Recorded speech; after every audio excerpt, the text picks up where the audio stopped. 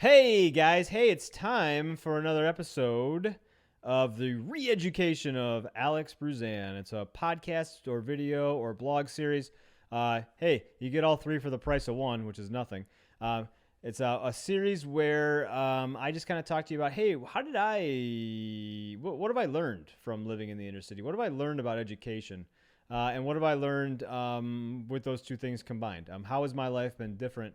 And how have I seen my profession as an educator differently because of where I live? So that's what this is all about. And today is episode 4, and episode 4 is called Power and Compliance. I just started my third rental renovation after finishing most of the renovations around our house, which included pretty much everything from moving a kitchen from the north end to the south end. So actually, the kitchen used to be where I am sitting right now, and it is now over there. Rerouting the staircase, removing multiple walls, residing the outside.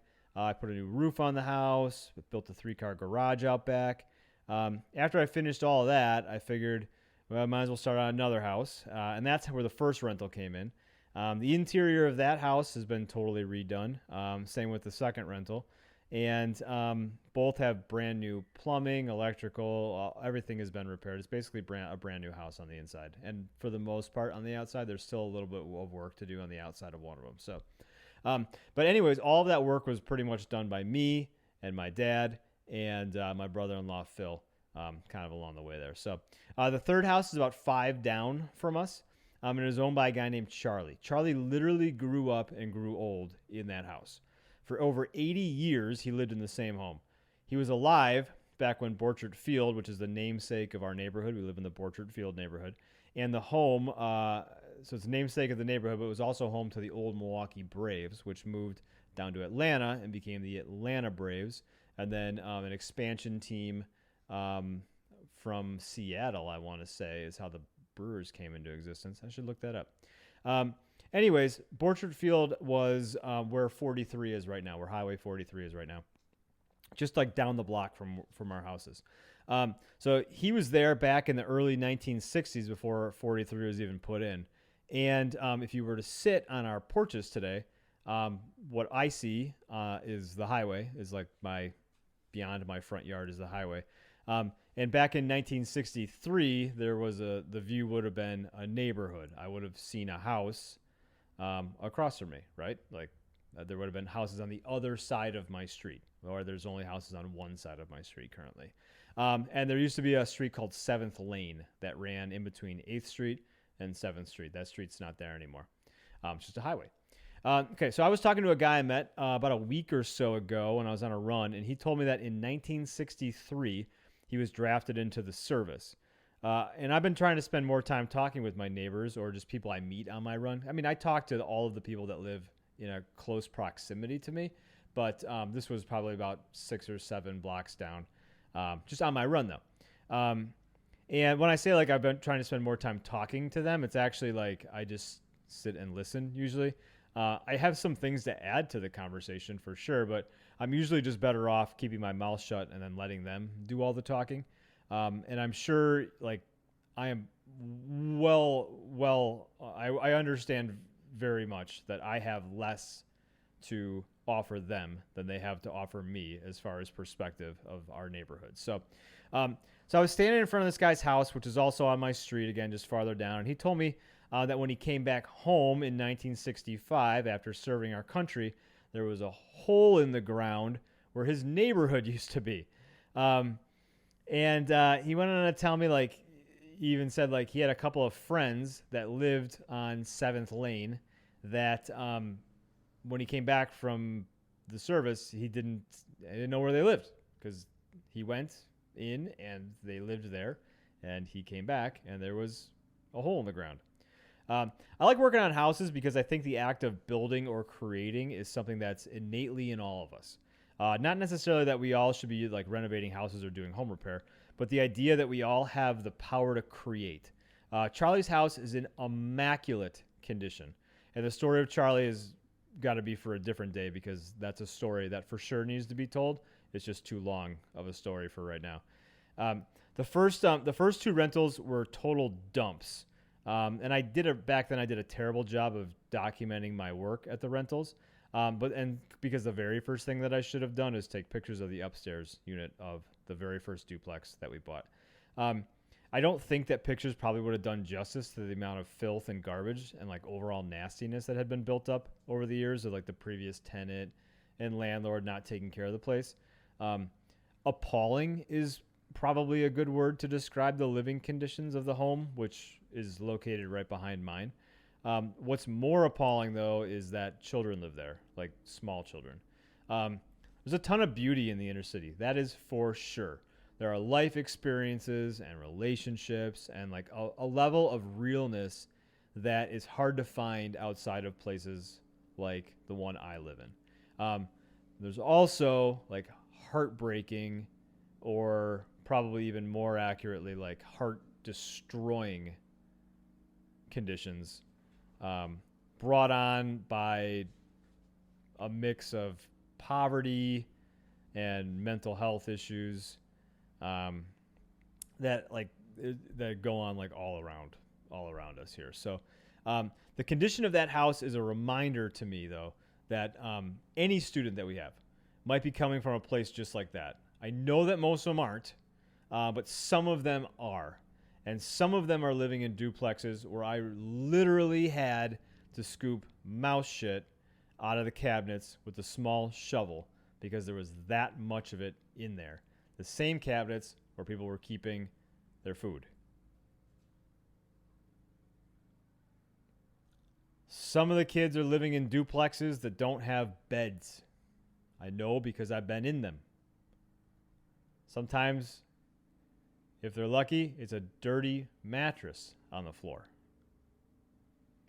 When some people move out of their houses, either because they're evicted or they, for whatever reason, they have a bad relationship with the landlord, most of the things that they own are left behind in a big pile, either inside the apartment, like that first rental, or out on the street, or out back, or somewhere in the yard.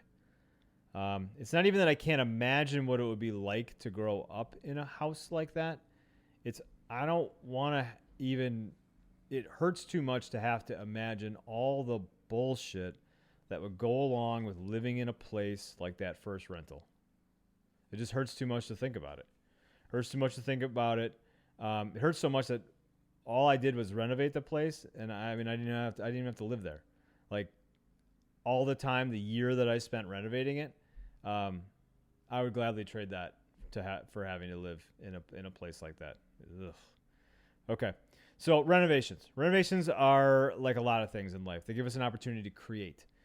In fact, I would say one of the really cool things about life is that like we have the power to create stuff.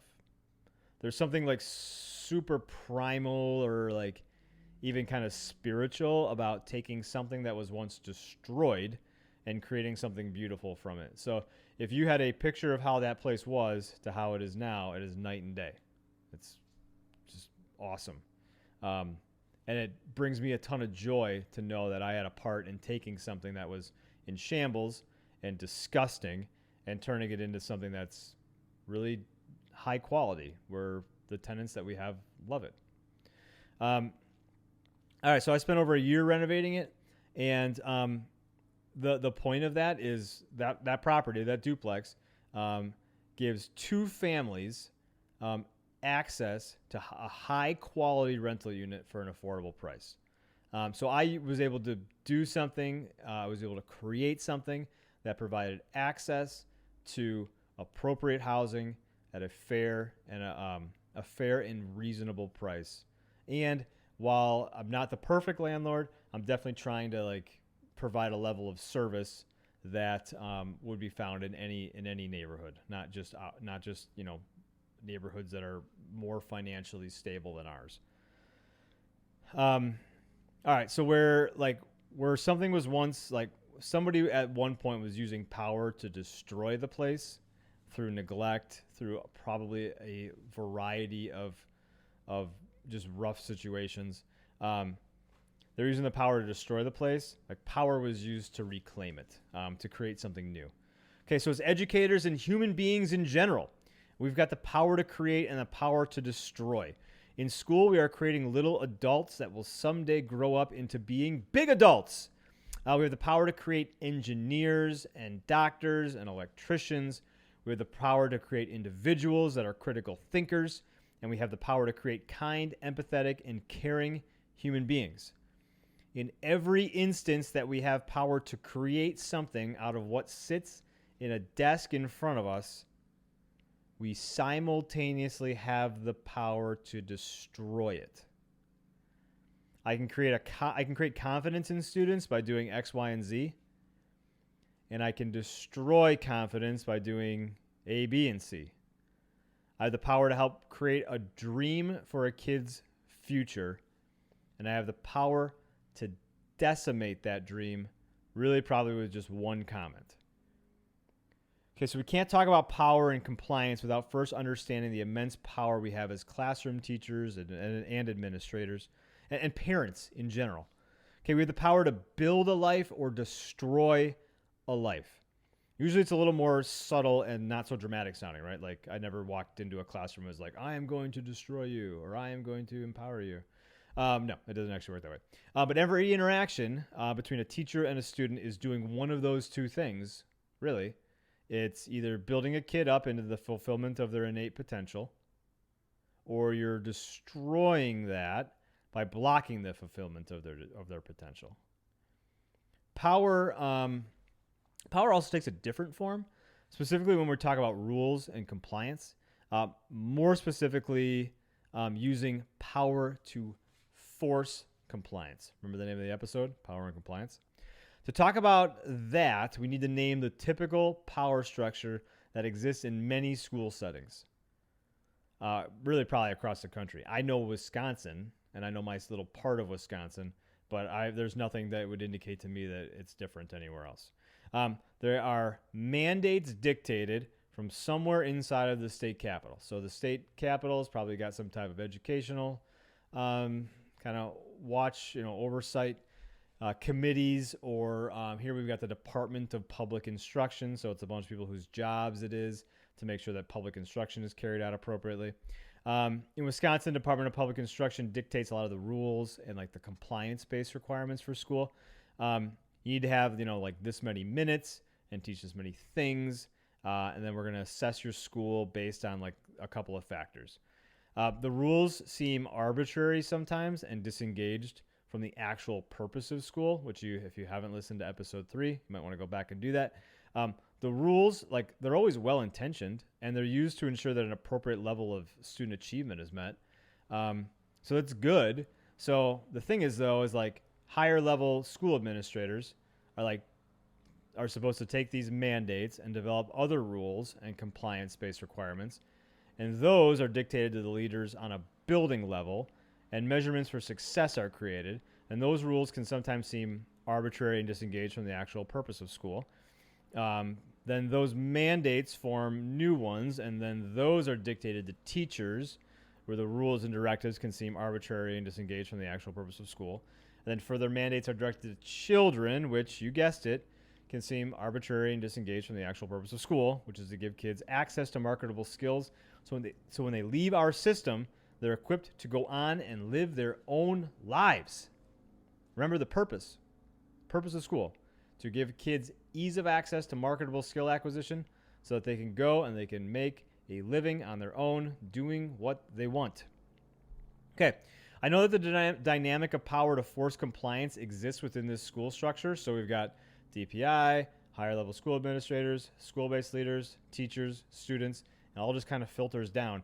I know that compliance exists within the structure because in any interaction where power is used to force an action, fear is a result.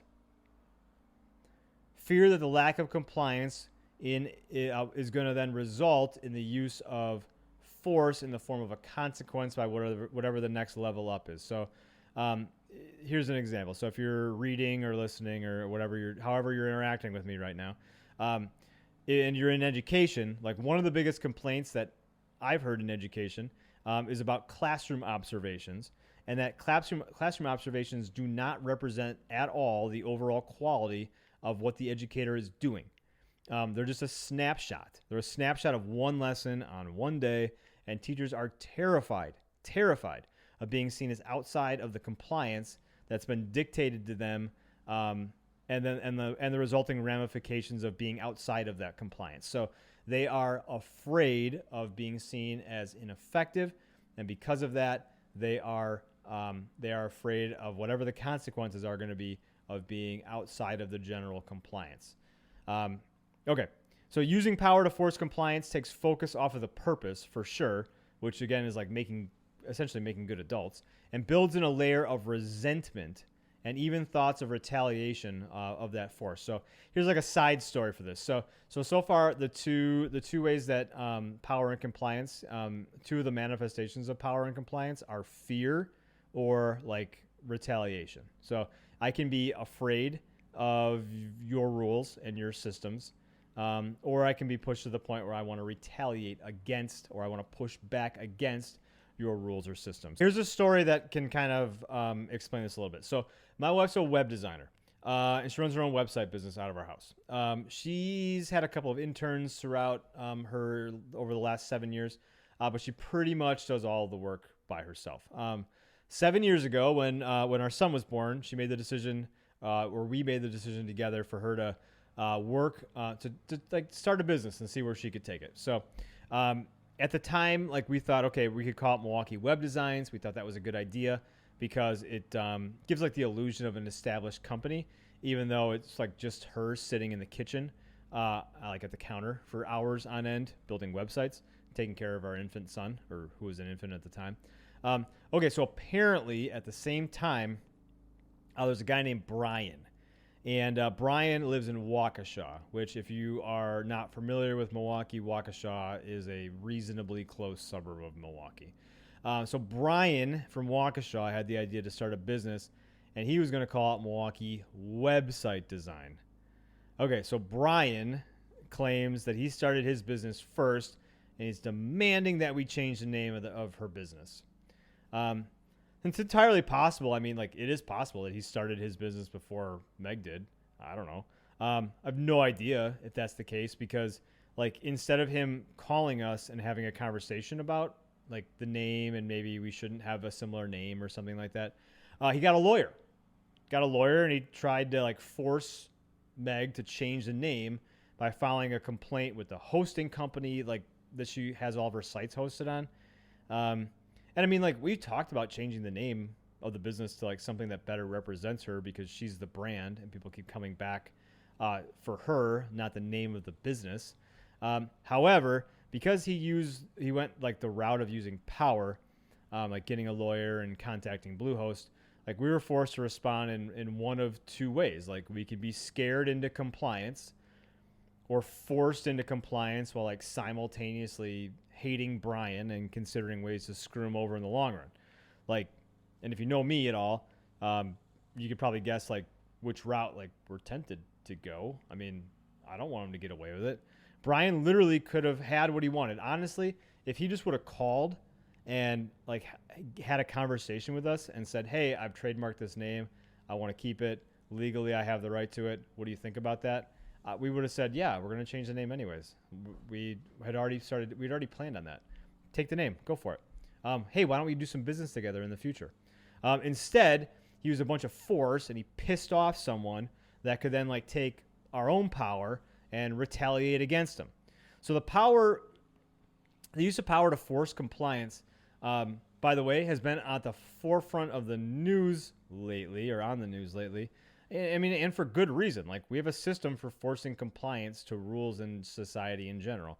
I believe school is a microcosm of society in general, and it's really just like the young people that are going to grow up to then contribute to larger societal structures in whatever place that they end up living. So the system we have for forcing compliance is called law enforcement. They enforce the laws, hence the name, right? Okay, so the use of power to force compliance can lead to the abuse of power to force compliance. And abuse of power results in fear, and that fear eventually leads to retaliation or protest or revolt or whatever we are experiencing right now. Okay, I think that's what happens when a teacher tells a kid to F off. Or no, sorry, they shouldn't do that. When a student tells a teacher to F off. Among other things, I think that the kid is so tired of the use of force, or power, to force compliance, that they are no longer afraid. And they just want to retaliate. Okay, my wife's initial thought was to be like afraid of Brian from Waukesha. And then when she realized like he doesn't hold that same power that she initially thought like he held over her, she immediately went into retaliation mode. And honestly, it wouldn't surprise me if we already own the domain www.brianfromwaukeshasucks.com. So hey, watch out for that if you are into websites about guys from Waukesha named Brian. So, okay, all right. So it might seem like making the case like that we shouldn't use power to force compliance from kids in a classroom, and I mean like I kind of am. That's kind of the point that I'm trying to make, I guess. But I don't actually care what happens in an individual classroom at an individual school in some school district in a random part of the country. If that's how a particular group of people want to organize their systems and their structures to be based around compliance, they can deal with the resulting fear and retaliation that's going to come from that. By the way, it's worth stating that the opposite of using power to force compliance is empowering, and I'm going to do quotes here, to force compliance. Force is in quotes because the thing that we're forcing to make happen is actually the thing that we're trying to do in the long run, which is give kids access to obtaining a marketable skill. So using power to force compliance is really destroying access, even if it's just a little, access to obtaining a marketable skill, because kids don't know how to separate those two things. So they don't see the power to force compliance and the ease of access to marketable skills. They're not able to separate that as two different things. It's all the same to them. They don't see compliance as helpful in the overall success or failure in their ability to garner a marketable skill. And I suppose I can't blame them, though. I mean, if they hadn't been explicitly told that this was the purpose for all the work that they were doing in the first place, I don't know how anybody would ever know, hey, you should comply because it's in your best interest, and because we've developed a relationship, I'm more than willing to give you some power and allow you to make some of your own decisions. And we together are going to create an educational experience for you that's going to give you ease of access to marketable skills. And we're going to do it in a way that we aren't going to physically force you to do these certain things. However, we are probably going to get the same result because we're going to empower you to want to do that same thing we would have forced you to do anyways. Okay. Anyways, force compliance through power, or force, in quotes, compliance through empowerment. Either one is fine with me. You do you. Okay. The only time that I have an issue with it, though, is when we have inequities in our compliance data, because that would start to indicate that we are forcing compliance, or we are attempting to use power to force compliance in ways that are inequitable, meaning like different across racial demographic groups. Okay, so subsets of our population are more likely to be punished for non-compliance, which again makes it an equity issue.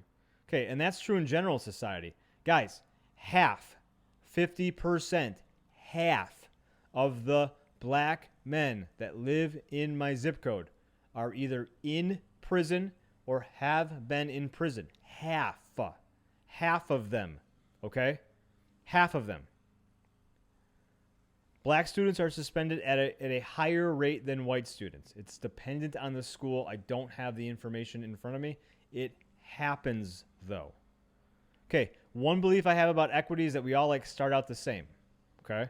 I think it's like saying that we're all just a product of our life circumstances mixed with a little bit of our own individual personalities and probably inherent skill sets and natural bents towards being able to do certain skills and things that come easy to me may not come easy to you, and vice versa, for sure. So, okay, that's why I don't have any issue with exposing anyone to that reality. That living where I do, okay, I have a son who's a boy, my son, who is white, And if he was not white living here, he would have a 50% chance of ending up incarcerated at some point in his life. Okay. And he only would have that percent chance of having that happen because of the color of his skin.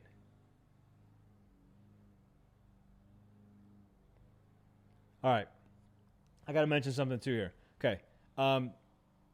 There is not a single person that is part of a marginalized group. And I would argue that many of my neighbors here are part of a marginalized group. They live in a high concentrated area of poverty.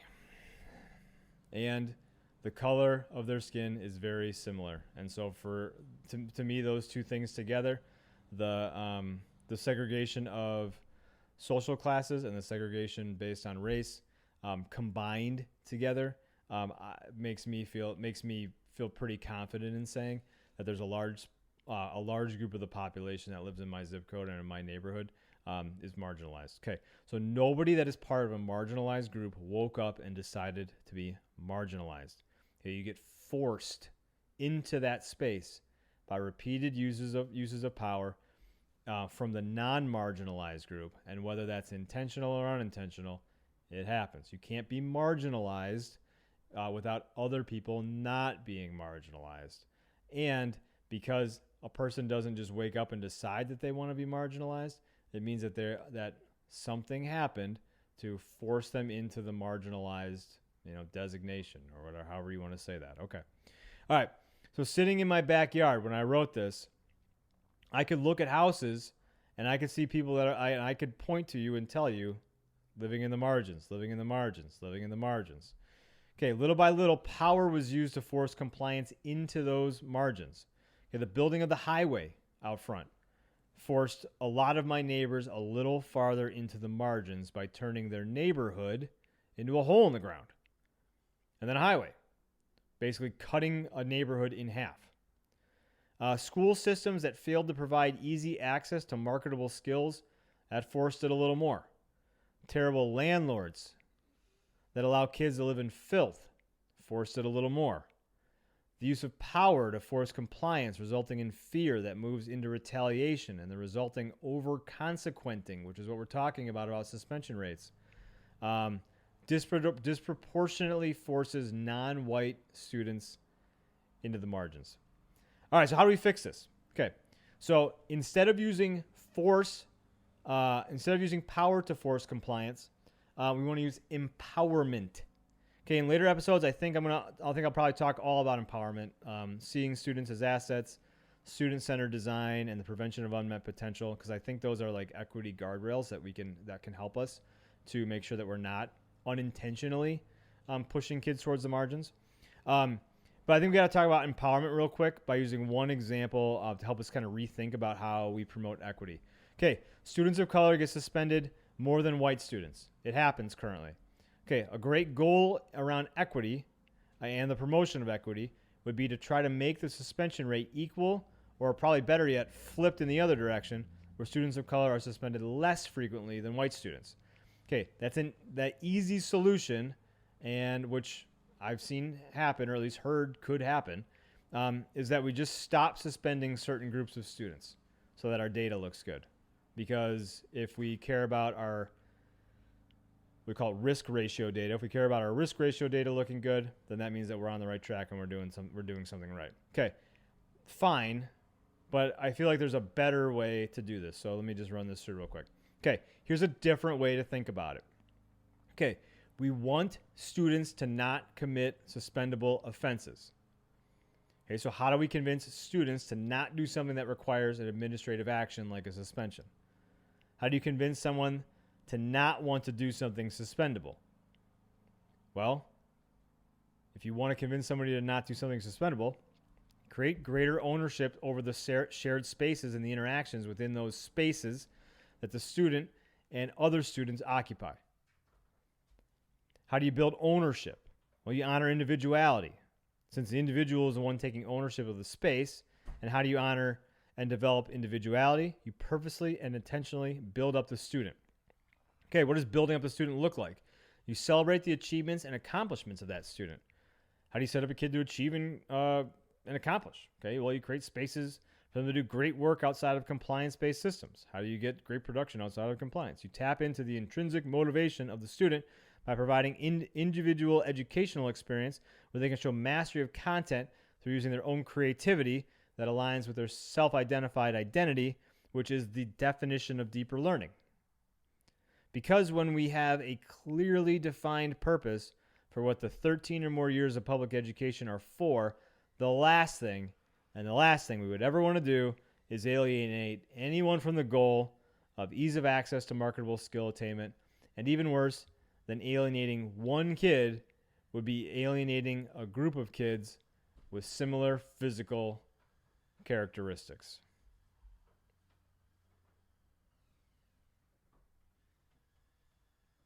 That has been, my friends, episode 4, Power and Compliance. Thanks. See you on the flip side. Bye.